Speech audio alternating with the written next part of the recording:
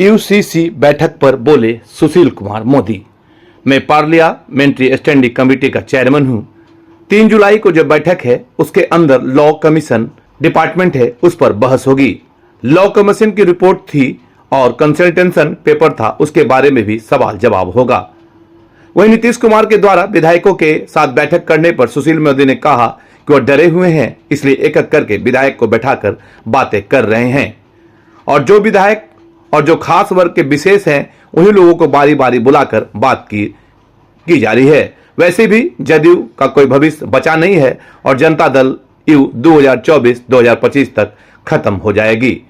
उनके विधायकों में भगदड़ ना मच सके, इसको रोकने के लिए सारी कवायदें की जा रही है। वहीं अमित शाह के भाषण पर ललन सिंह के सवाल उठाने पर सुशील मोदी ने कहा कि ललन सिंह के बारे में इतना कहूंगा कि ललन सिंह को हराने के लिए बीजेपी का एक अदना कार्यकर्ता ही। तो रूटीन बैठक है जो पार्लियामेंट्री स्टैंडिंग कमेटी जिसका मैं चेयरमैन हूँ, तो 3 जुलाई की जो बैठक है उसके अंदर जो लॉ कमीशन है और जो लेजिस्लेटिव डिपार्टमेंट है, लीगल अफेयर्स डिपार्टमेंट है, उनको आमंत्रित किया गया है ताकि जो कॉमन सिविल कोड पर जो 11th लॉ कमीशन की जो रिपोर्ट थी, जो कंसल्टेशन पेपर था, उसमें क्या है, उसके क्या हाइलाइट्स हैं, उसके बारे में ब्रीफ करने के लिए उन लोगों को बुलाया है। और सारे एमपीज़ रहेंगे, फिर उनके जो सवाल जवाब होंगे उनका वो लोग जवाब देंगे। तो ये मेनली जो 11th लॉ कमीशन जो है उसकी जो रिपोर्ट है, कंसल्टेशन पेपर जो है, उस पर विचार करने के लिए वो कमेटी की बैठक बुलाई गई है। So some political parties have not made their stand clear. Also, some Congress leaders are saying that वो एक अलग विषय देखिए, इसका कोई कमेटी से मतलब नहीं है, 2 अलग अलग विषय है। जहाँ तक कमेटी की बात है तो कमेटी में तो सभी पार्टी के लोग हैं और वहाँ पर इस पर डिस्कशन होगा। 3 जुलाई को आवश्यकता होगी तो बाद में भी मीटिंग होगी। बाकी इस कमेटी की बैठक का अलग अलग दलों के से कोई संबंध नहीं। बाकी मेरा व्यक्तिगत कोई अगर आप पूछिएगा तो मैं अपनी बात बोल सकता हूँ, लेकिन जो कमेटी की मीटिंग है वो तो नॉन पॉलिटिकल होती है और उसमें सभी दलों के लोग रहते हैं और किसी भी महत्वपूर्ण विषय पर वो कमेटी चर्चा कर सकती है। तो इस बार हम लॉ कमीशन की रिपोर्ट जो है और उस पर हम लोग चर्चा करेंगे। सर, अपीजमेंट पॉलिटिक्स की वजह से क्या जो डिस्कशन हो रहा है उस पर वो अफेक्ट करेगा, उसके ड्रॉबैक्स या मेरिट्स का? इस कमेटी से उसका कोई बाकी चीज़ों का कोई संबंध नहीं है।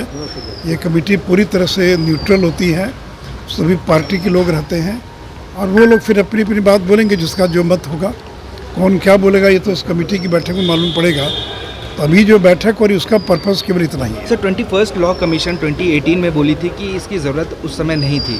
क्या अब इलेक्शन, जब जनरल इलेक्शन 2024 में होने वाला है, 1 साल पहले, अब क्या देखिए, मैं चेयरमैन के नाते इस पर कोई टिप्पणी नहीं करूँगा, क्योंकि ये जो कमेटी की मीटिंग्स होती है कॉन्फिडेंशियल होती है और इसलिए उसके बारे में मैं कोई अलग से बोल सकता हूँ, लेकिन एज ए कमेटी चेयरमैन मैं उस पर कोई टिप्पणी नहीं करूँगा।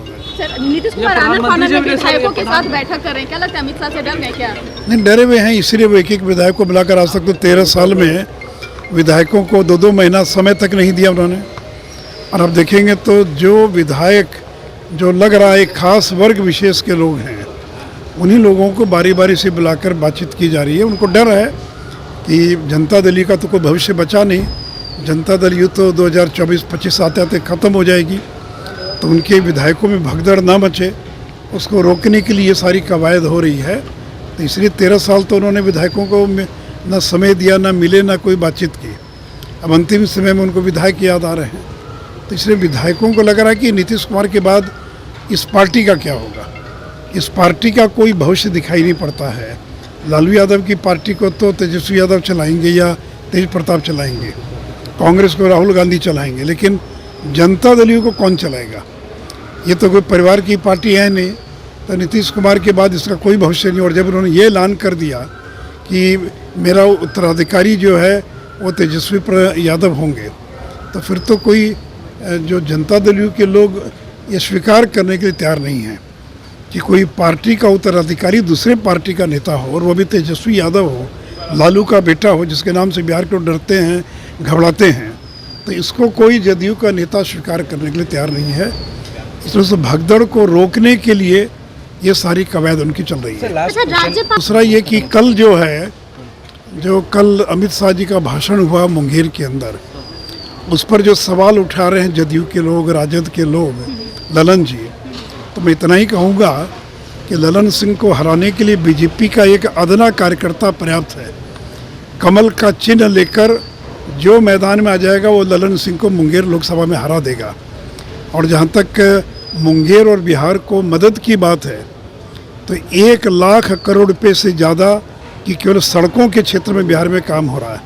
ललन जी केवल बताएं कि ये बख्तियारपुर, मोकामा, सिमरिया, खगड़िया जो 4 लेन बन रहा है, जिसका एक बड़ा हिस्सा उनके क्षेत्र में है, क्या वो केंद्र के कारण नहीं बन रहा है? बिहार में 8 नए मेडिकल कॉलेज स्थापित हो रहे हैं, क्या ये केंद्र की मदद से स्थापित नहीं हो रहे हैं? अब बगल में मोकामा के अंदर जो राजेंद्र सेतु है, उसके समानांतर एक नए पुल का 3000 करोड़ की लागत से निर्माण हो रहा है। तो ये जो पुल बन रहा है यह केंद्र की सौगात नहीं है। इसलिए केंद्र की सरकार ने बिहार के विकास के लिए, फिर वो चाहे बरौनी का खाद कारखाना हो, 8000 करोड़ की लागत से खाद का कारखाना बनकर तैयार हो गया। ये तो ललन जी के पुराने चुनाव क्षेत्र बेगूसराय का हिस्सा है। तो इन लोगों ने टीन का चश्मा लगा रखा है, इनको कोई दिखाई नहीं पड़ता है। ये कहते हैं कि बिहार में कोई काम ही नहीं हो रहा, बिहार में कोई विकास ही नहीं हो रहा है।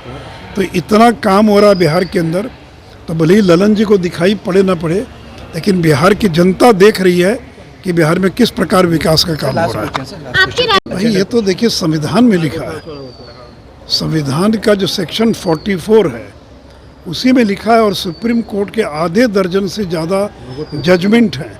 शाहबानो के मामले में, सरला मुदगल के मामले में आधे दर्जन से ज़्यादा जजमेंट हैं।